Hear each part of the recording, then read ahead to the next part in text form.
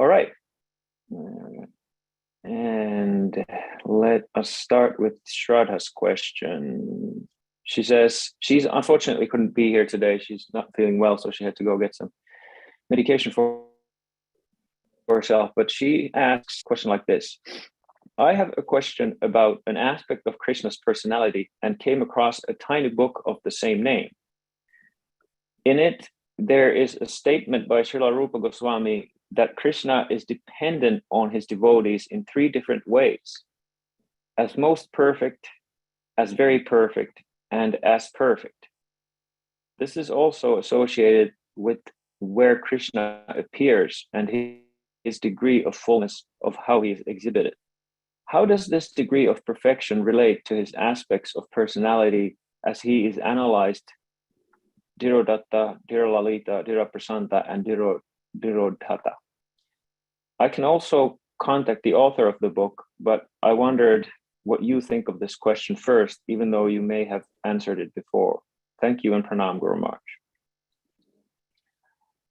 Yes, I'm not familiar with that book, but it's obvious that he is drawing entirely from Ujjvala-nilamani, a book of Rupa Goswami.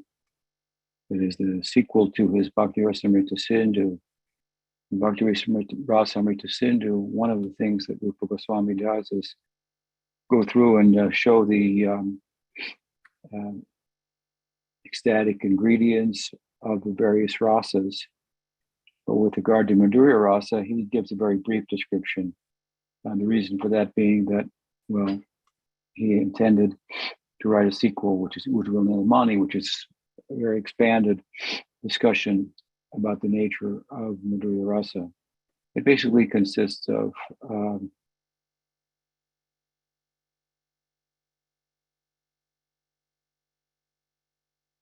definitions of terms that are often explained through examples, little examples. But the beginning of the book, which is what the author of the book you're referring to is drawing from, describes the hero and the heroine, and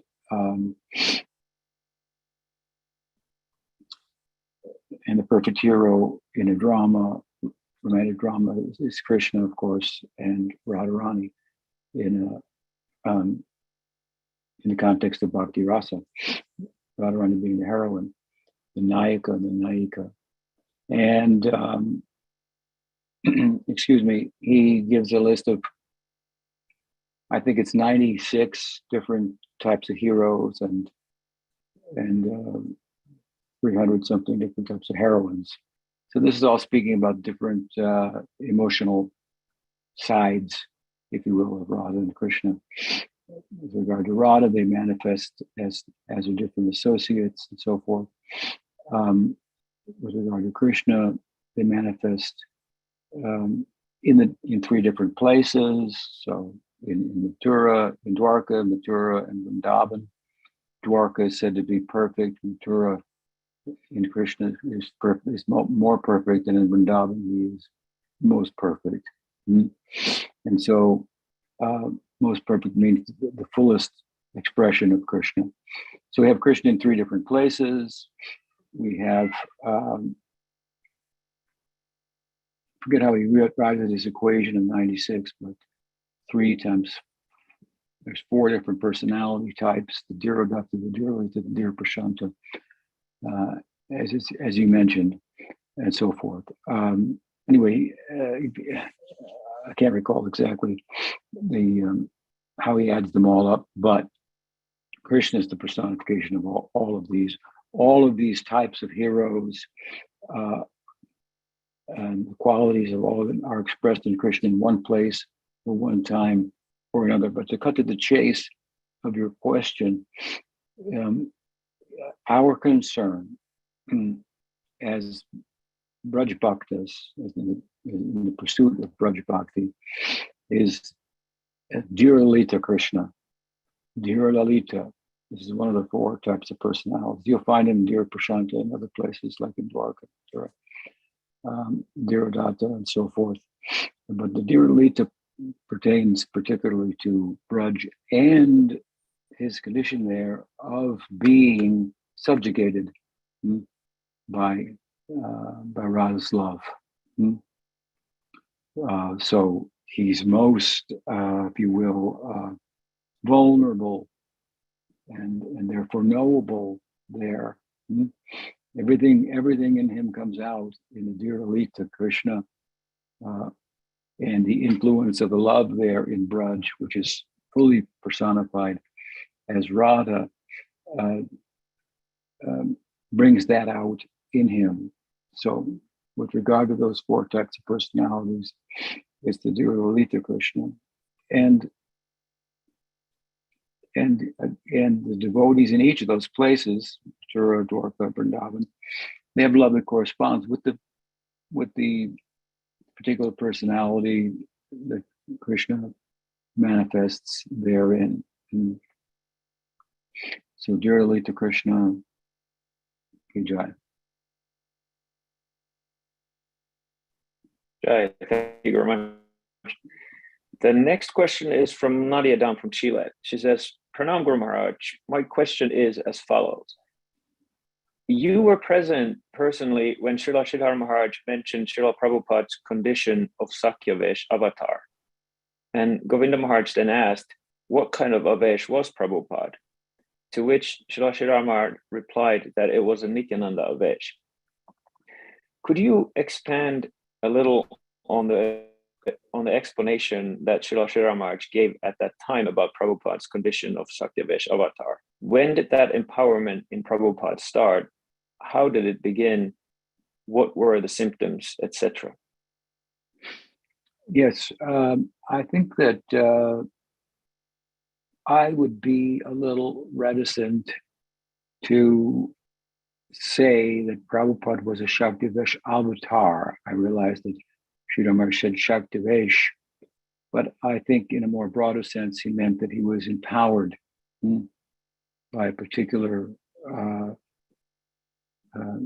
Avesh means to be empowered by a particular power of Bhagwan, which is the meaning of Shaktivesh avatar. There's two types given by the Rupa Goswami. One type is a jiva who's empowered by God with a particular potency to do a particular act for a particular period of time. The other is Bhagavan himself appearing as a particular potency of himself, Apalana Shakti in the case of Prithu, Gyan Shakti in the case of Vyas and so forth. So I suppose you could refer to Prabhupada in the latter sense, but I just a little reluctant to say Prabhupada is Saktyavesa avatar because it wouldn't ring very well in Prabhupada's ears. But it's true that he was particularly empowered in the. Now, to say Nityananda Vesh is to take it to to extend the idea, because the different types of Shaktis and Shaktivesh avatars are described in the texts, particularly Laghu Bhagavatamrita of Rupa Goswami. And this doesn't include Chaitanya Leela and so forth. So it was a curious question on the part of Govinda Maharaj, and a very interesting and insightful answer from Sridhar Maharaj, who said Nityananda Vesh. So he said he was particularly empowered by Nityananda Prabhu to do the kind of service that he felt, that Prabhupada felt was what was desired of him from Bhaktisiddhanta Saraswati Thakur. And to substantiate his statement and insights, he went on to describe different characteristics that were notable in Prabhupada that corresponded with the characteristics of Nityananda Prabhu. We'll go to some of those, but with regard to the time and place, it was the opinion of Sridhar Maharaj. I think it's very insightful. He knew Prabhupada before Prabhupada ever went to the Americas and so forth. And when he came back, when Prabhupada returned to India for the first time, he came to visit with Sridhar Maharaj, and to observe the Vyasa Puja of Pujapad Sridhar Maharaj. Sridhar Maharaj was described at that time. He noticed there was something different about Prabhupada. He seemed to be empowered. Although he dealt with Sridhar Maharaj in the same way, very intimately and so forth. He noted a distinct difference. And then when he came upon, I don't know how he got it, but somebody gave him the prayer that Prabhupada composed on the Jaladuta, on the ship, cargo ship, where he reflects very deeply and appeals to his friend Krishna Bhai, and makes an appeal to him for the power to do the bidding of Bhaktisiddhanta Saraswati Thakur, which he understood was an order on the part of the Thakur that Prabhupada preached to the people of the Western world. And it was a daunting task in his mind. And so appropriately, he petitioned Krishna for the power to do that. So when Pujapad Sridhar Maharaj came in touch with that poem, I don't know when, but he had it, of course, at the time that we're referring to when he was explaining his insight about Prabhupada's Avesh.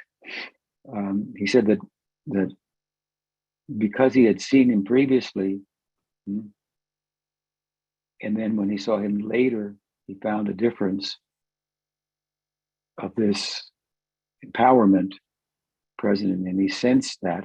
And then when he read the poem, he put it together, because before he left on the boat on Baladev Purnim from Bombay, he was in one condition. On the boat in the Atlantic, he prayed for the power specifically to Krishna in a very beautiful prayer that also reveals his own sentiments for sakyavesa. He negotiates with Krishna in the refrain of the poem, referring to him as his friend, my dear friend. He advises him in a way that an Armasaka would, or like Subal would give moral advice to Krishna. Krishna, I think it would be good for you that if you do, if you can please Radharani, if you can do her bidding, then that will be a real sense of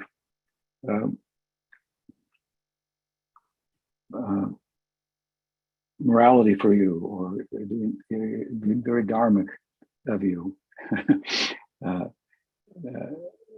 And it's very charming the way he phrases it. He says, for sure, it's like Dhruva ati bolito matai, like this pole star Dhruva is said to be fixed. This is fixed forever. But if Radharani is pleased with you, then your life will be successful. Then you can call yourself a religious person, which would be successful in terms of the dharmic varnashram perspective. And so he got Krishna's attention, right? And then he says, Prabhupada goes on to say in his prayer that Bhaktisiddhanta, my guru, asked me to do this, and so forth. And Sridhar Maharaj reasoned to him. His guru is in the camp of Radharani as Nayanamani Manjari. And so he's asking Krishna to give him the power to please Radharani by giving him the power to please her Manjari. If her Manjari is pleased, Radharani will be pleased. This is his reasoning. I mean, this is like so core, Gaudiya. You couldn't get any more central. Once I was in Vrindavana speaking with Chaitanya Goswami, one of the Goswamis from the Radharaman Mandir, and he had met Prabhupada when he was a much younger man, really kind of a boy. And it was a fascinating thing. He was in Vrindavan, and there was this commotion. He had some students and so forth. And he had a chance to talk with Prabhupada. So he wanted to test Prabhupada because he was like a little different, He was wearing a saffron, and he had these people from the West, and what was going on here? And so he said, I asked him, I said, Prabhupada, Swamiji, how can we please Krishna? And then he said, and Swamiji said, he said to me, by pleasing Radharani, Krishna. Then I knew, he said, he was so excited like a little boy. Then I knew, oh, he is so bona fide. He has given the perfect answer. So this is a core Gaudiya, of course, idea. And Srila Maharaj reasoned that, well, Prabhupada praise for that empowerment there, exhibiting very intense Sharanagati, the first half of the poem. In the second half of the poem, he begins to exhibit his bhava by expressing a yearning that should I be able to complete or fulfill the ambition, the order, the ideal of my Guru Maharaj by your grace with your power and so forth, then I want to enter into your pastimes and herd cows with you. Tomara milane bhai abarushe shukopai gotrane guri din po kotta vani chutto chuti vani kai lutuputi shed in kobe hobe more. It's very direct statement of his. I want to enter into the cowherd leelas with you all day long, herding cows, somersaulting on the ground playfully, and so on and so forth. When he says, will that day be mine? So it's a very beautiful poem. As they say, first half is Sharanagati, second half is bhava, surrender, and then longing. And obviously, Srila Maharaj concluded that Krishna fulfilled the desire of Prabhupada, which he presented very wisely by way of saying that if you do this, my request is really the quest of Radharani. If you do this, your life will be successful, Krishna. So you can imagine Krishna hearing that, thinking, this guy knows a lot here. He knows. I'm purchased by that. Here, take the power. So the power came to him in no uncertain terms. And what is the power? Where in the associates, among the associates of Chaitanya Mahaprabhu, let's say among the Panchatattva, each one has his particular greatness, a characteristic by which you can say he is the most important member of the Panchatattva. When we reason another way, he is the most important. So Gadadhar most important because he got out of the way, so that his bhav, Radha's bhav, he personified, could enter into Chaitanya Mahaprabhu. Krishna could have the experience that he came to get. Just he got out of the way. It's incredible. I mean, there's more to it than that, but very self-sacrificing. Advaita brought Chaitanya Mahaprabhu. Where would we be without Advaita? He brought him here for his call and so forth. And so on. When we come to Nityananda Prabhu, his speciality, if you will, was wide circulation. Mahaprabhu, having taken sannyas as a for the sake of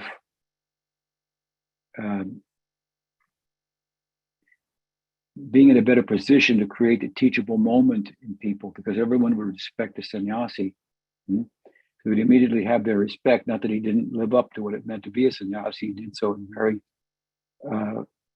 extraordinary terms, exhibiting the full Aishvarya of Vairagya, one of the 6 opulences of Bhagavan. It's frightening the older sannyasis who had joined him from the Shankar Sampradaya. But he thought that if I accept the sannyas, then people will automatically respect me, and I'll be in a better position to teach.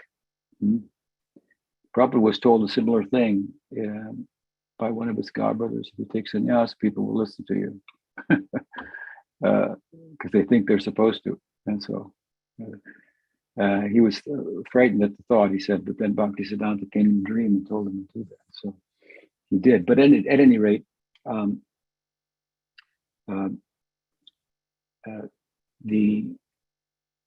at the same time that Chaitanya Mahaprabhu's dissemination of his teaching was facilitated by his taking sannyas, in his own estimation, it was also limited by his taking sannyas, in that a sannyasi had to conduct himself in a certain way and that precluded showing up in places of ill repute. And just to exaggerate the point, so to go beyond the limits that the sannyas status afforded him for creating a teachable moment, he empowered Nityananda Prabhu to go. That's why he told him to marry, go to the bar, hang out with people there, and preach to them about Krishna consciousness. You can convert the prostitutes. If you see the famous things, they're saying is if you see Nityananda with a prostitute, you should know he's only there in a bar. He's only there for delivering them. So to those quarters, even outside of the Varna ashram, the whole of the Saptagram area in Bengal, which was his main preaching area, large area, the mercantile class, the Vaishyas, they were gold merchants. They had been disenfranchised socially and religiously by the Balal Sain, the king. They were in a position socially, from the Hindu perspective, similar to that of Haridas Thakur. They were outside of Varnashram. So they weren't a place where Hindu Brahmins and sannyasis, for example, would be hanging out or keeping their company and so forth. Not that they were appropriately disenfranchised, that's another issue, but they were. And Nityananda Prabhu made a special concession for them. In fact, it's said in Chaitanya Bhagavad that he appeared in the world just to deliver the people, just to deliver such people. And of course, we are the extension of that, right? Nityananda Prabhu was sent there. Mahaprabhu even told him, don't come to the Rath Yatra, be here, stay there. He told him, really the implications, he told him to marry, which would make him ordinary. Who's going to listen to another house? What householder is going to listen to another householder? It's kind of the spirit of that. But, being who he was, and the way he, people did listen to him, obviously. He delivered the merchants of Sattvagram, huge. In the dispensation, the spreading of Gaudiya Vaishnavism, this is the characteristic of Nityananda Prabhu amongst the members of the Panchatattva, that he is most noted for, and to the downtrodden, and to the places where even a sannyasi wouldn't go. So, Sridhar Maharaj Pujapata Sridhar Maharaj made a parallel, drew a parallel. Prabhupada went to the Western countries, to the outcasts, to the, outside of the Varnashram. These are some of the characteristics of that empowerment. He had a preaching campaign that was very much corresponded with the preaching campaign of Nityananda Prabhu. Although Prabhupada wrote many books, at the same time, his books often don't cross the T's and dot the I's in very fine theological detail, like you're going to find in the Sandarbhas or some of the earlier foundational commentaries that were trying to just build a case for Gaudiya Vedanta itself, drawing on so many texts. I mean, he draws on many texts, obviously, but does so by drawing on the principal commentaries. And comparatively speaking, his commentaries are more like written with a sense of urgency and compelling, with simpler arguments, good arguments, with basic Krishna conscious points, but written in a compelling way to get people on board and get them going and experiencing, basically, rather than sitting them down and giving them a theological, PhD in Gaudiya Vaishnavism. His idea was, these are the basic ideas, and this is important, it's emergent, it's urgent, it's for now. You've got a human form of life, and if you want negative impetus, you're dying, and you'll take birth again in a womb, and it'll be painful, and Krishna is beautiful, and he can solve all the problems. And he was living that, and so it was very powerful. but that was, kind of the nature of his commentaries in comparison to some other ways of commenting on the text. And that is also, not that anything wrote books, he didn't, but his outreach was very simple comparatively, and very much his persona, was carrying the day, which was the case with Prabhupada. His persona was was extraordinary. I mean, it was just, I've been around the block here, met a lot of sadhus, and Prabhupada was a very extraordinary person. And Pujapad Srinivasa's testimony, making testimony to the same extent, in the same sense. I saw him when he came back, and I could see there was something special about him. Prabhupada could walk in a room and cause, the room to weep.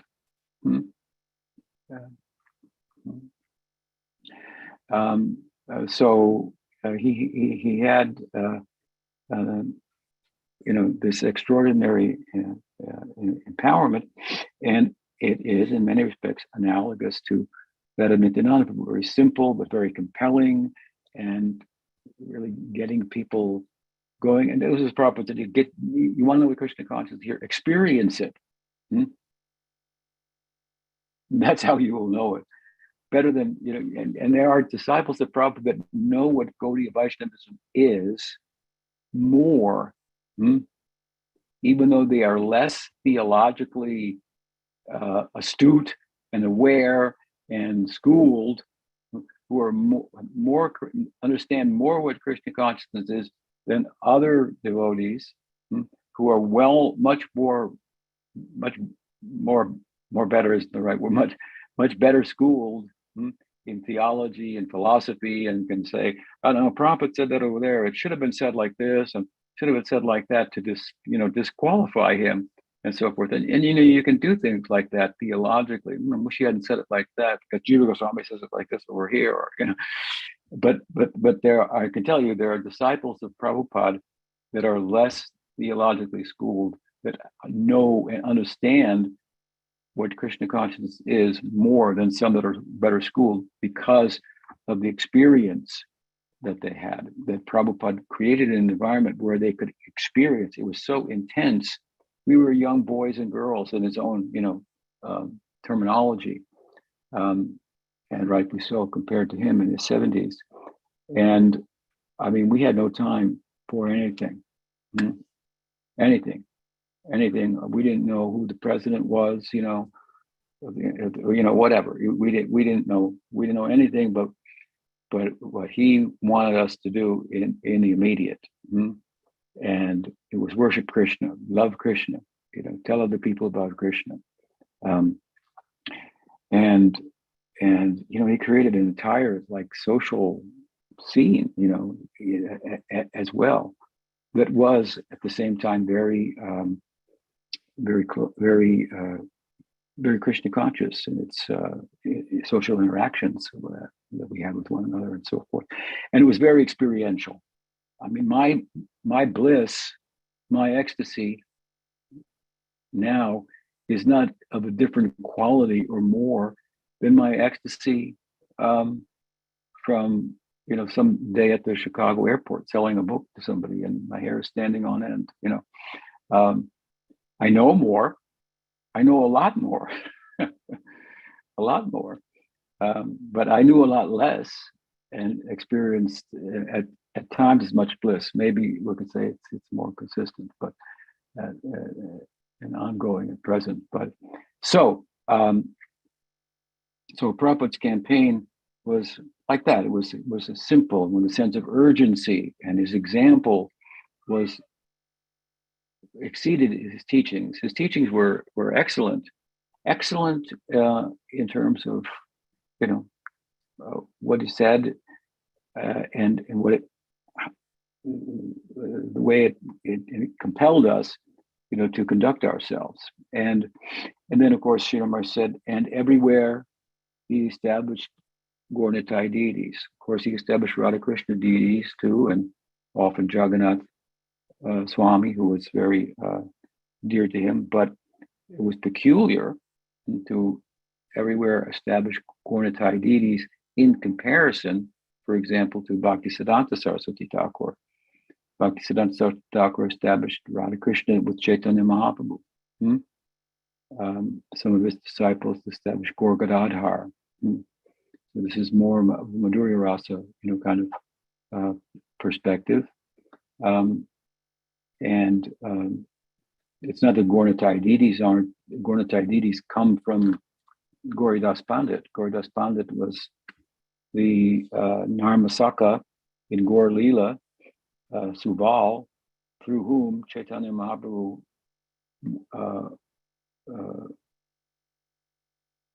manifested the Archan Seva, deity Seva of Gaur and Nityananda Prabhu. Gauridas Pandit was told by him, Chaitanya Mahaprabhu. Chaitanya Mahaprabhu looked at a nearby neem tree and impressed that neem tree with himself and Nityananda Prabhu and said, carve that tree into deities of us, and we'll stay with you that way. Of course, he did, and he worshipped them. He was very poor, but he worshipped them as opulently as he could. He worked very hard, cooking feasts, all day long and so forth. And Chaitanya Mahaprabhu was pained to see the efforts that he was making. And he told him, in this form, which has never been worshipped before, right, in the history of the world, that you're worshiping with under my order, it accepts very simple worship, just simple, some simple vegetable and some flower garland, for decoration is sufficient. And Gauridas Pandit said, you can get that anywhere. Any household can provide that. By saying that, he said, your deity can go these deities can go anywhere. Mahaprabhu said, okay, that's true. So there they are. Now they're everywhere.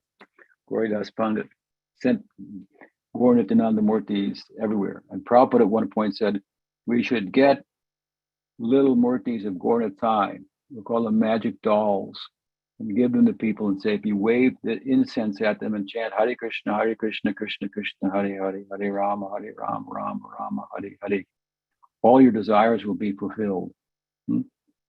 Now, to have the power to do that with Gaur Nityananda, put them in that condition, that's an example of how empowered he became, right?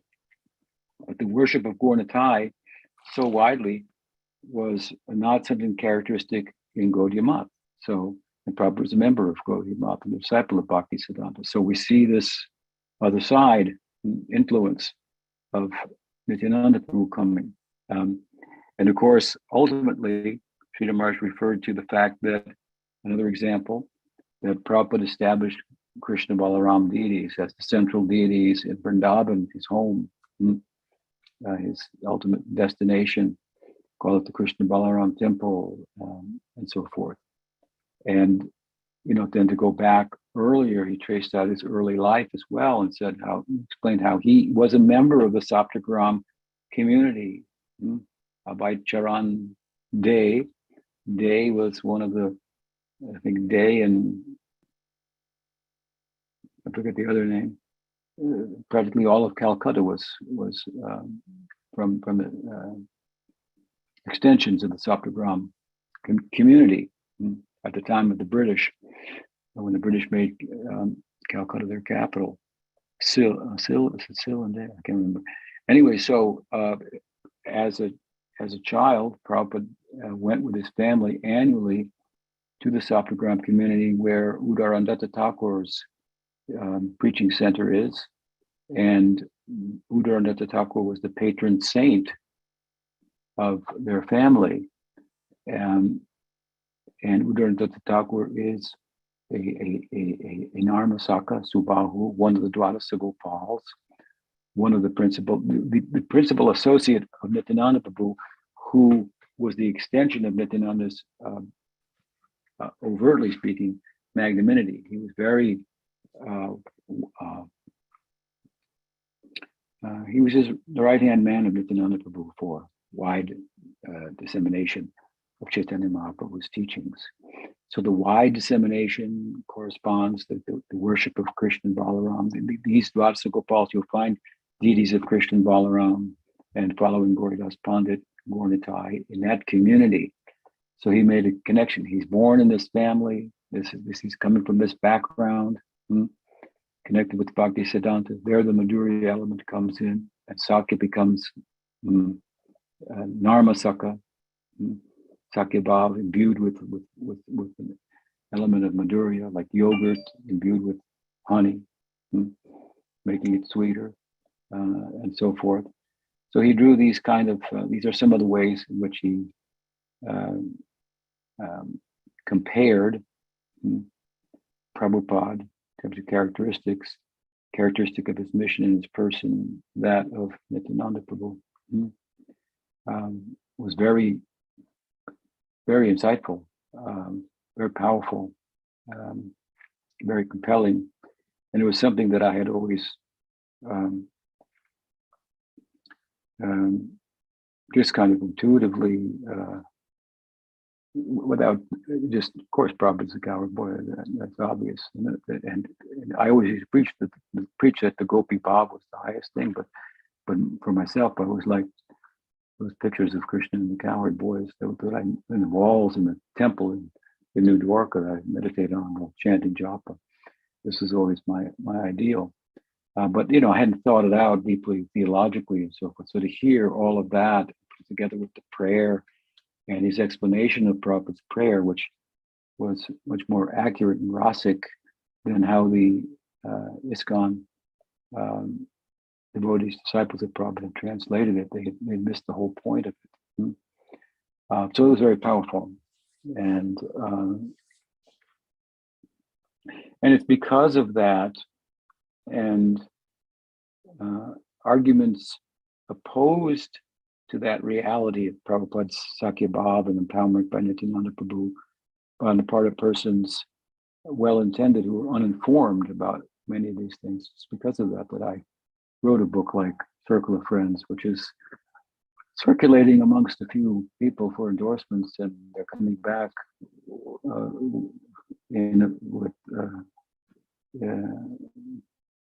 very flattering, I should say, very flattering. So it's being extremely, I would say, extremely well received, with some surprise on the part of those I've sent it to for endorsements thus far, scholars and well-known devotees. So it's all the grace of Prabhupada and Pujapad Sridhara Maharaj. Nityananda Resh Ki Jai. That was a long answer, so thank you for the question. What's the next one? Okay, the next question is from Sadhvi. Yes. Dandavas Guru Maharaj, you actually answered in this.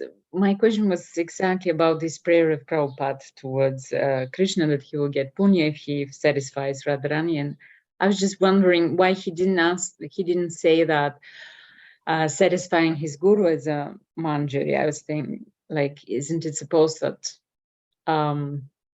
one is asking Krishna that he has the possibility to satisfy the guru, but you actually, you already answered this.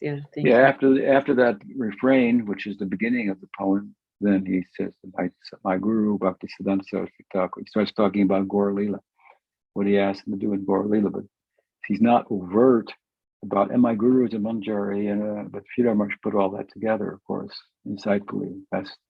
He's drawing out from there. I mean, and you look at it, it makes perfect sense. Like he's saying, why is he saying to Krishna, if you do the bidding of Radharani, then your life will be successful. And therefore I have a request of you. Well, they have to connect, right? Request is, I want the power to preach. And so what does that have to do with pleasing Radharani? Well, you have to look and see. Well, so his guru is in Manjari Bhav, and she asked him to do this. So then right? Very charming. Okay. Okay, the next question is from, can you hear me, Gurmaj? Yep. My internet connection is a little unstable, so if anything gets cut out, just let me know and I'll read. But the next question is from Ekendra from New Zealand. He says, did Krishna actually eat dirt? I read one commentary that said that he pretended to eat the dirt to stir up emotions. If he actually did eat it, then why would he do that? Depends who you ask. If you ask Krishna, he didn't eat dirt. Definitely not. So, what to do? Radha Yashoda resorted to asking an authority. Isn't Krishna the highest authority? Well, in the Braj Leela, no. His brother is older and he's more of an authority. So she asked Balaram, did Krishna eat dirt? And he said, yeah. And then Krishna said, what kind of friend are you? Phew. How could you tell on me like that? So it depends who you ask. If you ask Krishna, he'll say no. But if you ask Balaram, he says, yeah, he did, actually. Now, why would he eat dirt? Well, he would eat dirt from one point of view, so that Yashoda would be caused to look inside of his mouth to, find out for sure. Okay, so Krishna says he didn't. Balaram said he did.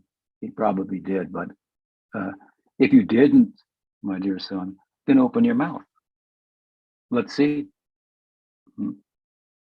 What did she? What? And so he opened his mouth. What did she see? There was dirt inside. The whole earth was inside. In fact, right? The whole universe was inside, and she was inside one of the universes, looking inside Krishna's mouth, inside which there were universes, and so on. And she just closed his mouth, and from that Aishvarya, she had to reclaim her Madhurya and dismiss it as some type of hallucination on her part, and we don't find that she chastised him then after finding out there's actually dirt inside of him, and there's dirt outside of him, and he's inside of dirt, and he's outside of dirt, right? As he says in the Gita, this is an example in the Leela that speaks to us of the metaphysical underpinning of the Gaudiya Leela perspective, which is a Chintya Veda Beta. Right? He was outside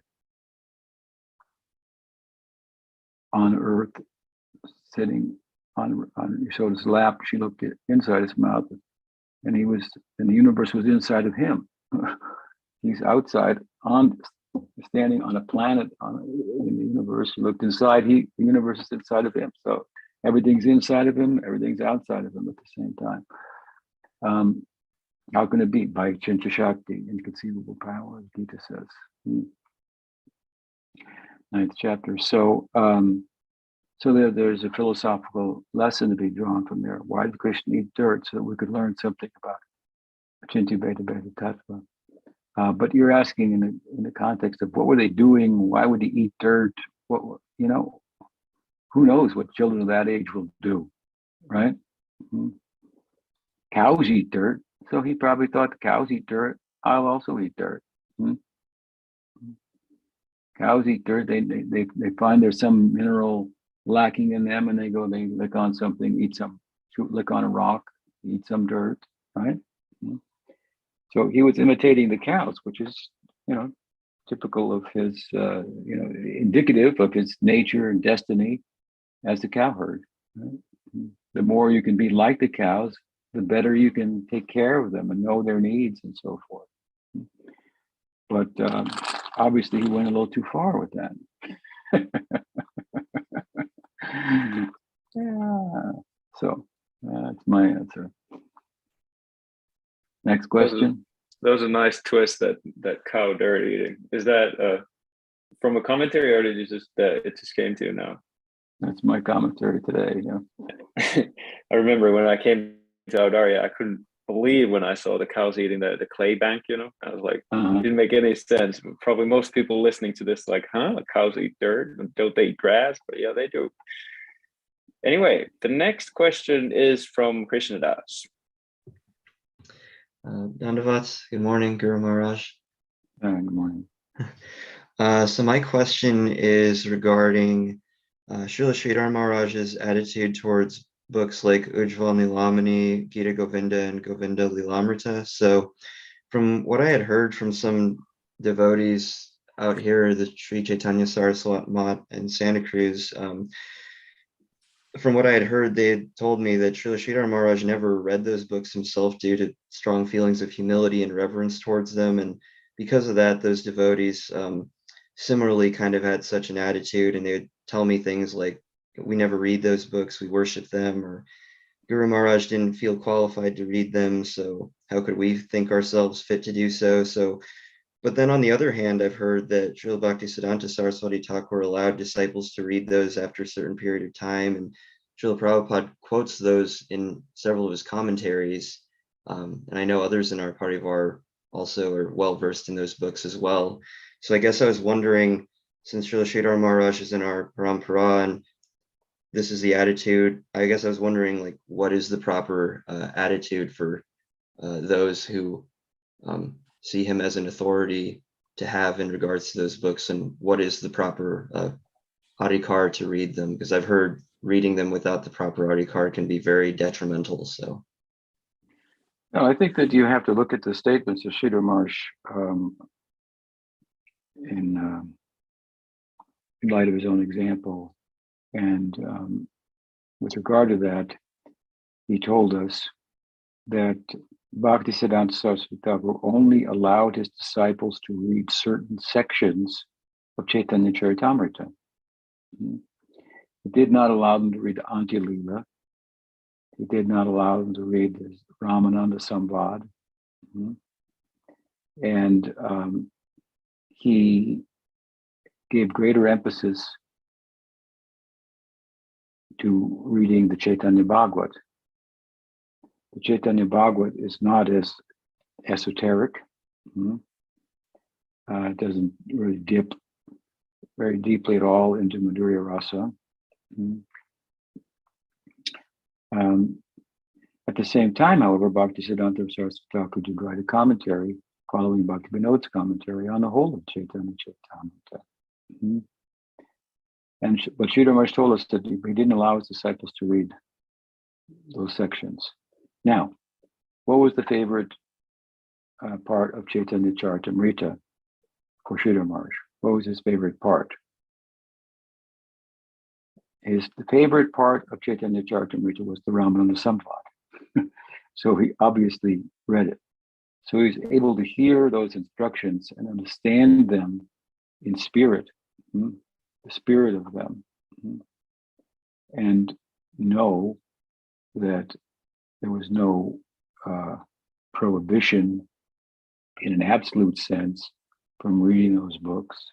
They were written to be read, and at a certain point, devotees who were more qualified, which is what you're asking about, would be qualified to study them, and he certainly did. I don't think he read Ujjvala-nilamani. He may have said that. I do believe he said that. But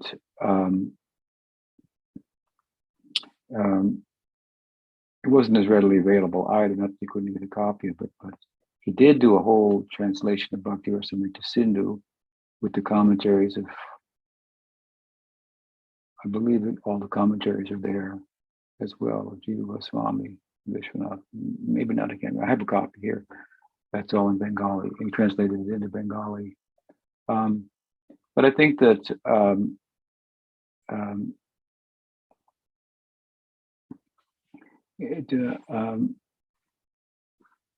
there's a place for reading all of the books, and an example I've given illustrates that point, right?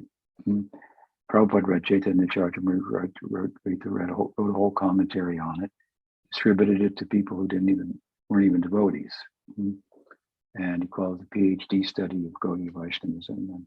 And if it would have been so displeasing to Bhakti Siddhanta, then how could he have gotten the results that he did, obviously? So certain statements are made at certain times for certain purposes, and one has to become acquainted with what the times and what the purpose are. Otherwise, one's subject to niyamagraha, following rules without understanding their purpose. And so I don't think that I don't agree with the idea that I'm a disciple of Sridhar Maharaj, therefore I should never read Ujjvala-nilamani, for example. Or what other books did you mention? Gita Govinda and Govinda Lilamrita. Gita Govinda Lilamrita. Yeah, I don't agree with that, and I think it's a mistaken way of thinking that one is adhering to Pujyapada Sridhar Maharaj. It's not bad necessarily, but when it becomes like, oh, Guru Maharaj said this, they're doing that over there, they're wrong, we're right, kind of a thing. But if it turns into something like that, it's obviously problematic. And for that matter, you have to look at time and circumstance and so forth. And when you have other Gaudiya sects who have read the books that weren't available even at the time widely, or there wasn't even Gaudiya Vaishnavism when Prabhupada started, there were no books except his books. It's quite different now. The times are quite different now. And so if someone in that group is a teacher in particular, you would think that he or she should be acquainted with some of these texts to be able to comment on them and so forth. Would speak of a book like Govinda Lilamrita is for relishing. A book like Ujjvala-nilamani is really tattva. It's a tattva book. Gita Govinda is a lila book that's very high. Ujjvala-nilamani is a tattva book. It's a tattva of, it's a very complicated book. What is Mahabhav? What is Anurag? It's which you can hardly even explain if you try to, but but they give examples and so forth. It's not like Gita Govinda. They're very different books. But yeah, it's a higher book about Madhurya Rasa. But then again, do you have to read that book to become Krishna conscious? No. You don't have to read that book to become Krishna conscious. So there's a couple ways of looking at it. You could say, Guru Maharaj never read that, so I don't have to read it. And in your own circle, that may be fine and so forth. But maybe a place to be more well-read and do as such be able to do greater service in terms of representing the spirit of Pujyapada Sridhar Maharaj. It's possible. That help? Yes, thank you very much, Guru Maharaj. That's very helpful. Okay. Yeah. The next question is from Uddhava. Okay. Hare Krishna. And my question is about Sankirtan. About what? Sankirtan. Sankirtan. Yes, Sankirtan. What will be a practical application of Sankirtan for somebody who lives alone? Haridas Thakur chanted 300,000 names a day, 3 lakhs a day, right? It's said that he chanted 1 lakh mentally, manasa, 1 lakh, 100,000 names, upamsa, whispering, and 100,000 names loud. Hare Krishna, Krishna Krishna, Hare Hare, Hare Ram, Ram Ram, Hare Hare. Several places in Chaitanya Charitamrita, the chanting of Haridas Thakur is referred to by Krishnadas Kaviraj as Sankirtan. So if you take the loud chanting of Hare Krishna, japa, mantra, japa is a limb, an anga of smaranam, of meditation.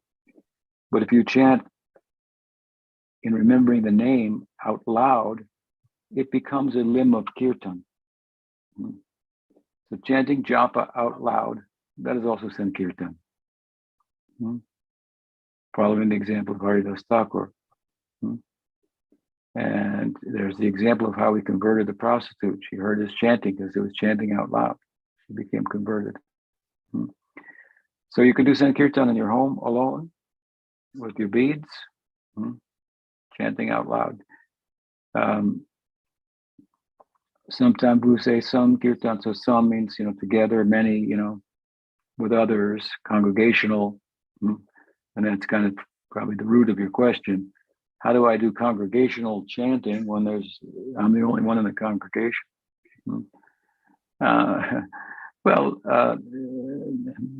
That's you can do kirtan. It's true you can't do some kirtan in the sense of being together with others, but it is referred to as sankirtan by Krishnadas Kaviraj Goswami. So I would look at it like that. Does that help? Yes. Okay, Krishna Sankirtan ki jai. Very much. One thought came to mind. Isn't it basically we're doing Sankirtan right now because we're glorifying Krishna? We have questions, you answer questions.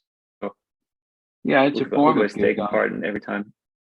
Form of kirtan, but the Sankirtan of Chaitanya Mahaprabhu more precisely refers to nam. This is a form of kirtan. It's hearing and chanting the Bhagavatam, speaker and hear. That's a form of kirtan also. Yeah, we're all together here doing kirtan. It's good. Is there another question or no? Well, there's one more question from Braj Hari, but it's a more kind of an elaborate question. There's not that much time. I'm thinking probably better to save it for next week. Okay, next week it is then. That's from who? Braj Hari? Yeah. Okay. All right, nice to be with you all. Go Bhakta Vrinda ki jai. Go Premanande. Hari Hari Bol. Srila Guru Maharaj ki jai. And just a quick note about the Tattva classes. It's going to be Mohini Dasi giving a class on the Shuddha Bhakata song next Thursday at 11:30 Eastern Time. And I'll see you all here next week, hopefully. Hari Bol, Hari Bol.